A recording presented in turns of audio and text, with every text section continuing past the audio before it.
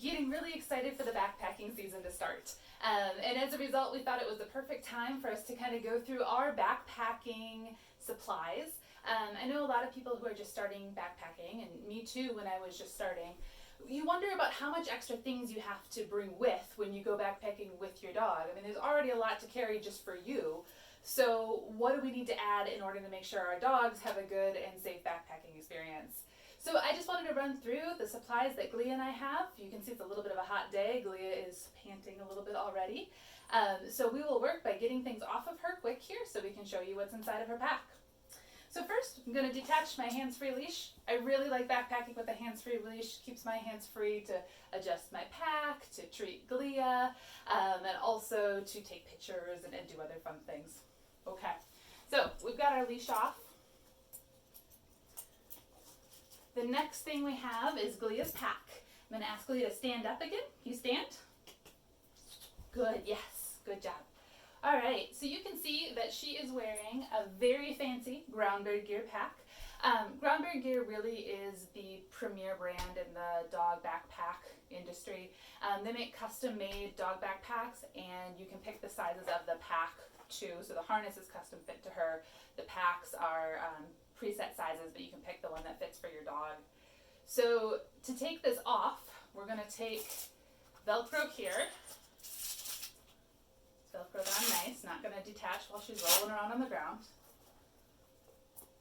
2 clips up at the top, and then another Velcro. And then there's also a clip for a strap that goes here underneath her.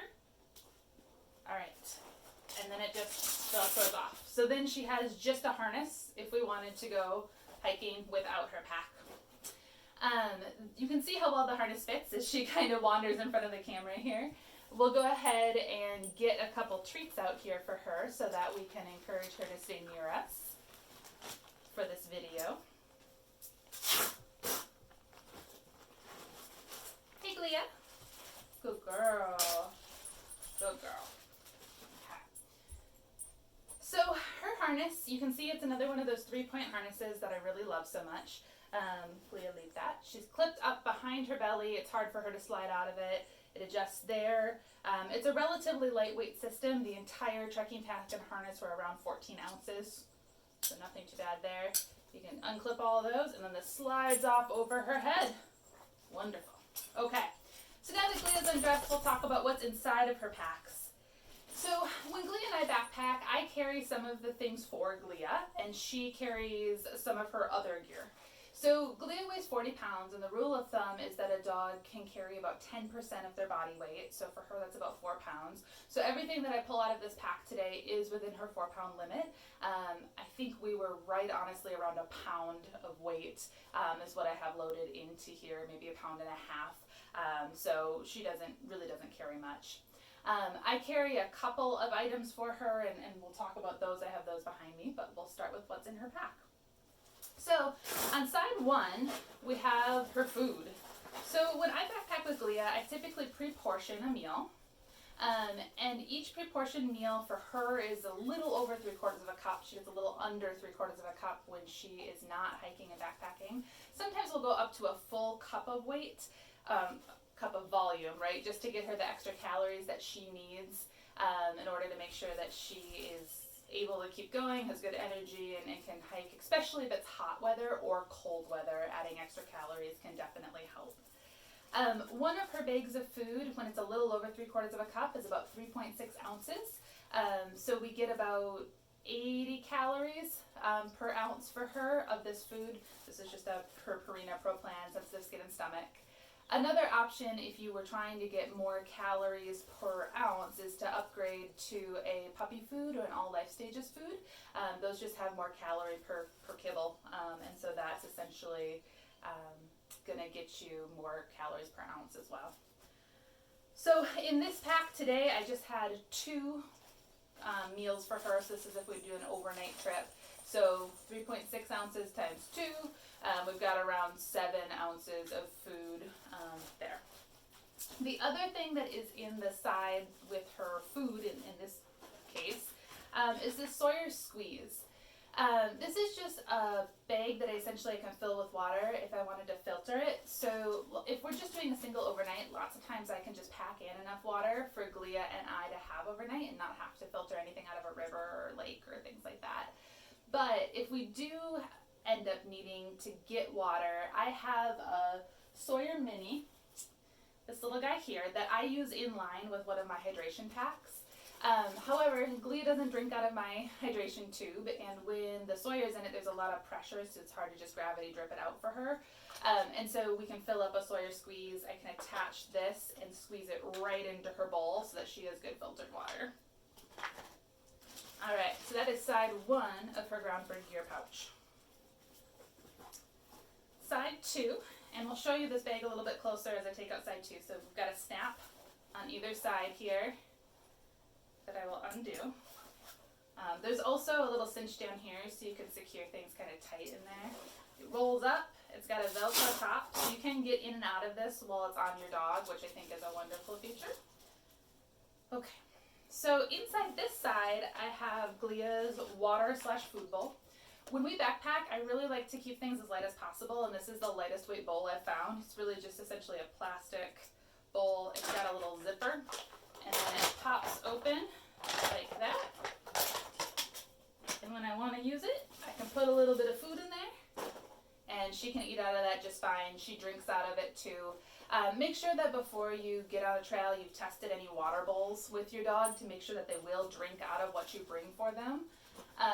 Some dogs are really particular about the types of bowls that they'll drink out of, and you don't want to get on the trail and find out that your dog's not drinking and it's hard to keep them hydrated. So that's her bowl. If weight doesn't matter as much, like if we're backpacking with someone else who's carrying part of our tent or food supply, things like that, we might bring a silicone kind of collapsible bowl. Those are really nice to kind of leave open. They don't blow away as easily as this lightweight one. But when we're backpacking just the two of us, I really like to cut down on weight because our tent's not as ultra lightweight as I would like it to be. And I have a little bit of a plush sleeping pad, so the ounces add up pretty fast. Okay. The next thing in this is dog bags. So depending on where you're going, you might be able to bury your dog's poop or do something else with it, but most places you're going to need to carry out what you bring in, and that includes your dog's poop. So we have about 4 bags here. Each of these bags is barely an ounce, so it's an easy thing to add in. I also keep some of the bags. Glia, she's looking for more of that food. Can you lay down? Good. I also keep some of the bags in the hip belts of my backpack, and so then they're on a roll, easy for me to grab while we're out and about. I'll oftentimes double bag her poop if I need to put it back in a pack or in a pocket. Sometimes I even put it in an emptier side of her Groundbird gear pouch, but that works pretty well for us. Nice lightweight. Okay. The next few things we have in here are going to be some first aid kit safety concern items. So I have kind of a basic first aid kit that I'll bring with for me, but the few things that I add for Glia, is some vet wrap. This vet wrap is just kind of a sticky, like cohesive, so you can wrap it around a paw or somewhere if she were to get a cut or an injury. I also normally have Kleenex with for myself, and the Kleenex works really well as kind of a poor man's gauze, right? So it'll absorb a little bit of blood, and you can wrap the vet wrap around the Kleenex. And then the Kleenex also doubles, for Kleenex. So kind of a 2-in-1. And then in my first aid kit, I normally have a cleansing wipe, so that's already there, and I can clean off a cut if she were to get one, and bandage things up. And speaking of cuts, the most common area that dogs are going to get injuries are on their paws, right, as they're walking around and moving. And so I like to carry a couple of dog booties with, because this will help cover up and protect that wrap that I need to put on her if she were to have an injury, or even if her paw pads are just getting irritated, abrased. There's lots of different ways that paws can have problems. These are also very lightweight. It's 0.5 ounces for both of them. Now these are a medium weight dog booty. The lighter ones that I have are 0.4 ounces. The heavier one, a set of them is 0.7 ounces. But they're lightweight, they're easily foldable, and they go well in the pack and would go over a paw injury if I needed to protect something. And then the final thing that I carry for Glia is a little bit of Benadryl or diphenhydramine. And Glia, the reason for that is that Glia is prone to allergic reactions to bug bites. So if I don't do a good enough job in protecting her from getting the bug bites to start with, it's really important that I have something on hand to stop any like ear or face swelling while we're out on the trail. What I found works really well for me as a lightweight way to carry around a few pills is a contacts case. So you can just put, I have 4 pills here in this contacts case. The whole thing is pretty lightweight, it's under half an ounce. And that allows me to put some pills over here, and then if I were needing to bring pain pills or something else, or maybe even I just put my ibuprofen on the other side, then I can keep them separate, and it keeps them kind of watertight in there, which I appreciate when we're out on the trail. The final thing that Glia has in her pack is a sweater. We don't always need this sweater, but oftentimes the trails that we hike, they get kind of cold overnight. And Glia, as you've seen, is a very short-coated dog without an undercoat. So having a sweater for her at night really helps keep her comfortable. This is not needed for all dogs, but for my dog, it definitely helps. The final couple items we bring with is a blanket. So there's lots of different dog sleeping systems out there. Glia mostly cuddles up kind of right against me, and so I just use this blanket to spread her kind of sleeping area a little bit off my sleeping pad, so she's not right on top of me. This folds up pretty nice and easy, and it doesn't add a lot of weight. I normally carry that in my pack, but you know, it does fold up and fit in hers. It just bulges her fairly small pack size. I don't know, it just looks full when I put it there. So I typically put some of my weight in her pack, and then I carry this just because it fits better in my backpack. So that's her sleeping system. And then the very last thing that we tend to bring with is a tie-out leash. We sometimes bring a full like cable tie-out, but a paracord tie-out tends to work pretty well. It's lighter weight, and then we can like tie it to the length that we want and attach it around her. I bought a little clip to go on the end of it so that it's easy on and off of her collar or her harness, depending on what she's tied to.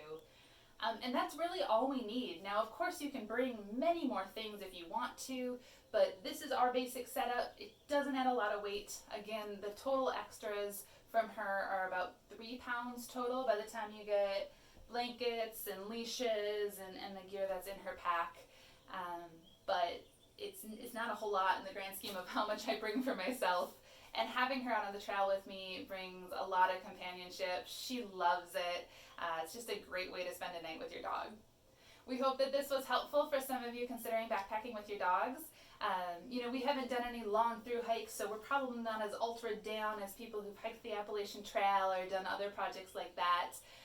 And there's definitely plenty of resources out there on the internet to talk to and read articles from those people who've done the ultra backpacking and through hiking with their dogs. But this is a very basic setup, and it works really well for us here for our weekend trips or half-week trips. And we get a lot of happiness out of hitting the trail. We hope that you enjoyed this video. If you would like to read more, we do have a blog article that correlates with this video. You can find us at positivelyintrepid.com. All right, guys, happy trails, happy hiking.